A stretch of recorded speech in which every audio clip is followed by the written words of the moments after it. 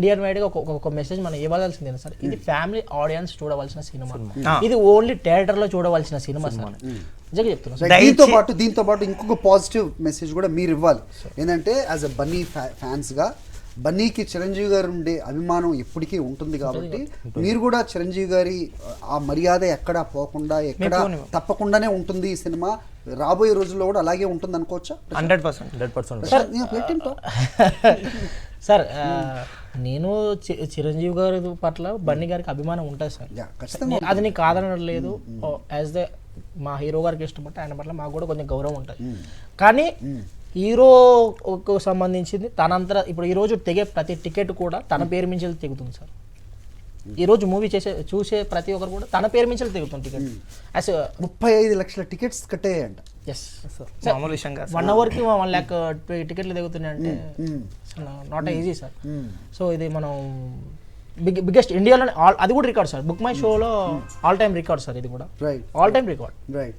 రాజకీయాలు మాట్లాడే వాళ్ళకి ఏం చెప్తారు మీరు బన్నీ ఫ్యాన్స్ గా? సార్ మీరు రాజకీయాలు కూడా ఉండండి. ఇప్పుడు నంద్యాలలో శిల్పారాం గారు జస్ట్ కొంచెం మార్జిన్ లో పోయింది సార్, అదే కట్ చేస్తే సార్ ఇప్పుడు ఆల్ టైమ్ రికార్డ్ బన్నీ గారిది మూవీ నంద్యాలలో. Okay, all time record sir, on the record ఇప్పుడు నేను మాట్లాడుతున్నా. సో దీనికి ఫ్రెండ్షిప్ వచ్చారు సార్, సంధ్య కూడా వచ్చారు. సో శిల్పారాం గారు బన్నీ గారు మంచి ఫ్రెండ్స్ సార్. ఫ్రెండ్షిప్ లాగా చూడాలి.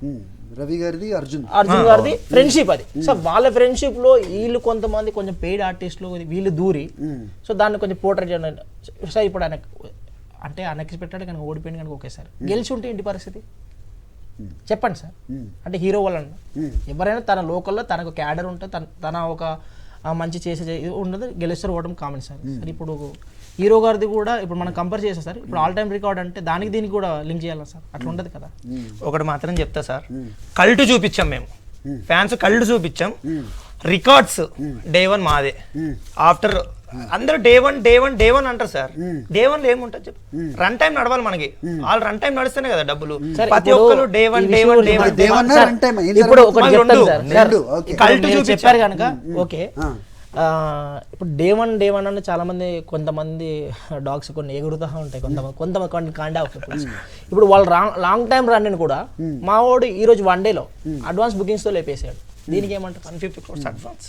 సో రికార్డ్స్ అనేది పర్మనెంట్ కాదు ఎవరికి కూడా. ఏ హీరో కూడా ఈ రోజు బన్నీ గారు కొట్టారు, రేపు మనం మహేష్ బాబు గారు కొట్టొచ్చు, ఎల్లుండి ఎన్టీఆర్ గారు ఎవరైనా కొట్టొచ్చు. రికార్డ్స్ గేమ్ చేంజర్ కూడా వస్తుంది, ఆ సినిమా కూడా వెళ్తారు సార్? వెళ్తాం, ఎందుకు వెళ్తాం సార్. ఇప్పుడు సార్ కొడుతుందా, పుష్ప కొట్టుతుందా రికార్డ్స్? కొట్ట చెప్పలేము సార్. ఎందుకు కొట్టొచ్చు కదా. శంకర్, రామ్ చరణ్ గ్లోబల్ స్టార్ కదా సార్. ఇప్పుడు నేనేమంటే ఇప్పుడు ఎవరైనా కానీ వాళ్ళ హీరో ఫ్యాన్స్ కూడా మా హీరో పైన ఉండాలని అనుకుంటారు. ఆడియన్స్ గా యాజ్ ఎ ఫ్యాన్ గా నేను కూడా అదే అనుకుంటా. సో మేము సినిమా చూసాం, సినిమా బాగుంటే ఏ సినిమా అయినా సార్, గేమ్ చేంజర్ అయినా బాబు గారిదైనా ఎవరైనా సినిమా బాగుంటే ఆటోమేటిక్ రికార్డ్స్ అనేది వాళ్ళ కాళ్ళ ముందుకు వస్తాయి సార్. రైట్.